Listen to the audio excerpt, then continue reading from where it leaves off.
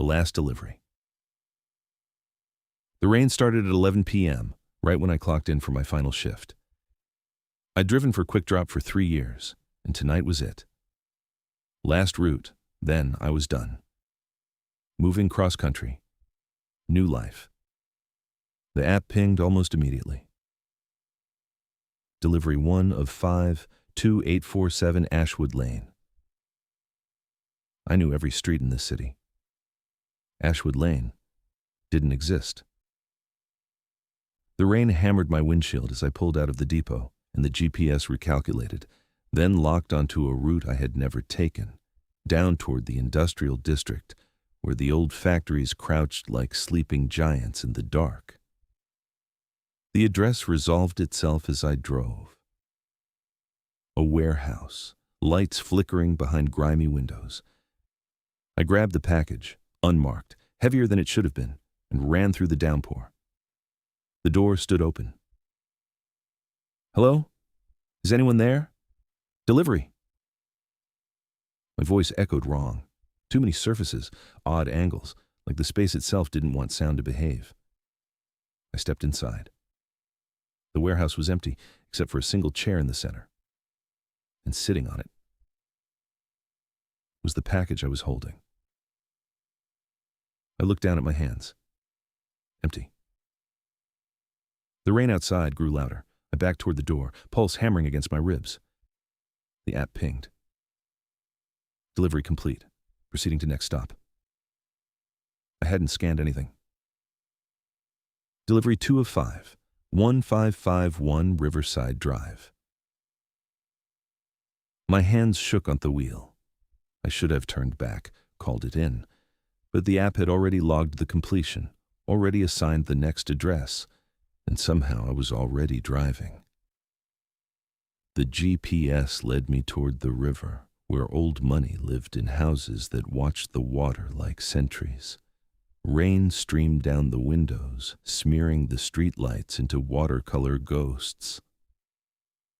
Riverside Drive dead-ended at a Victorian mansion. Every window blazed with light. The package on my passenger seat was wrapped in brown paper.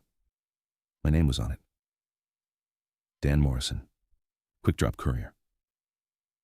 That wasn't possible. I was Dan Morrison.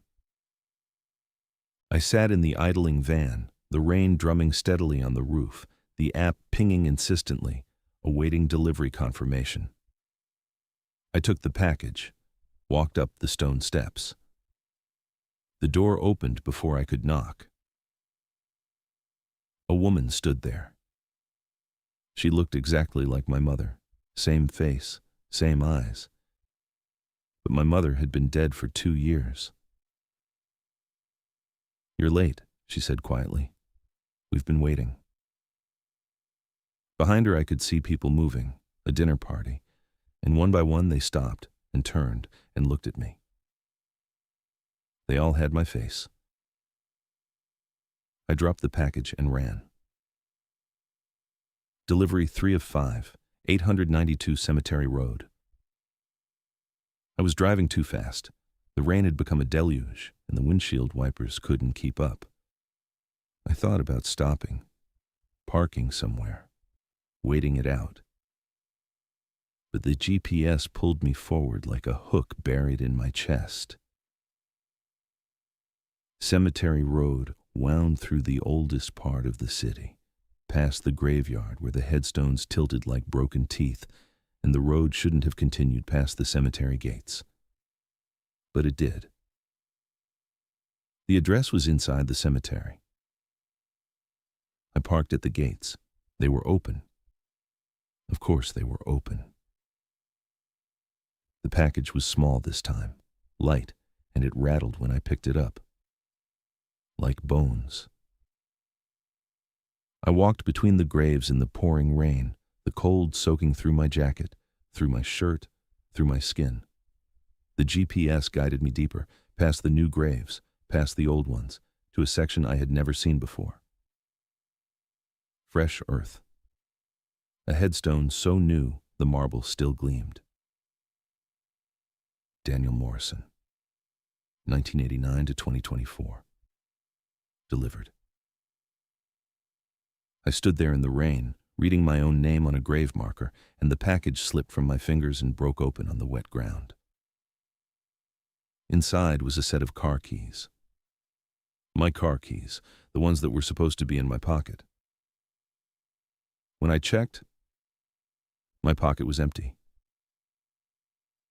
Delivery 4 of 5, 4392 Pinewood Terrace. I was crying by then.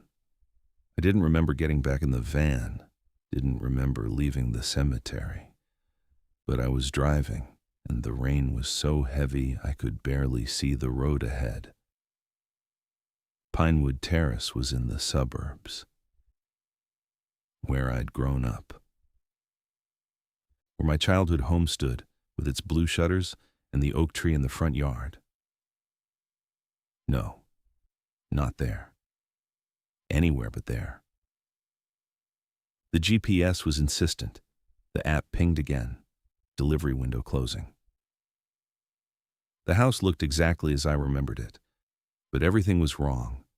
The proportions were off, the windows too large, the door too tall. A funhouse mirror version of everything I'd ever called home. The package was an envelope. Inside, a single photograph. Me, standing on this porch, holding this envelope, looking at this photograph. Infinite regression.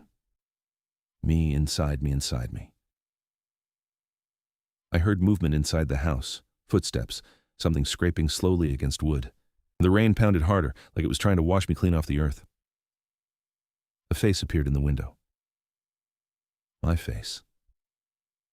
He was smiling. Delivery 5 of 5, 2156 Oakmont Street. My apartment. My actual address.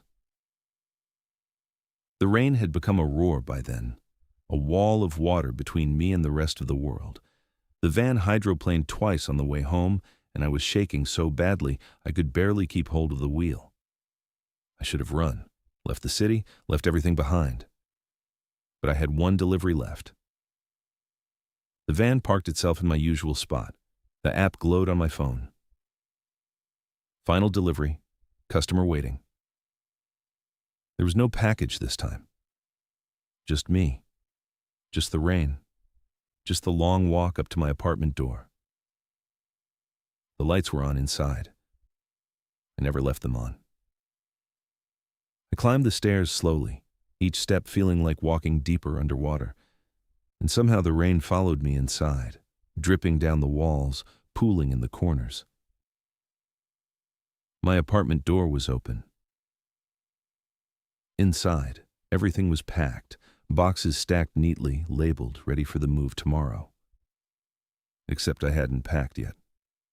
I was going to do it after my shift. A figure sat in my chair, back to me. "You're late," it said. My voice. Exactly my voice. He turned around. I looked at myself, but I wasn't right. Something in the eyes, something in the way he smiled that didn't reach anywhere human. "Time to clock out, Dan," he said softly. "I'll take it from here." Behind him on the table, the Quick Drop app glowed on a phone. My phone. But I was holding my phone. "Shift complete. Thank you for your service." The rain stopped. And in the sudden silence, I heard it. The rain starting again outside. 11 p.m. Clock-in time. The thing wearing my face stood up, put on my jacket, picked up my keys.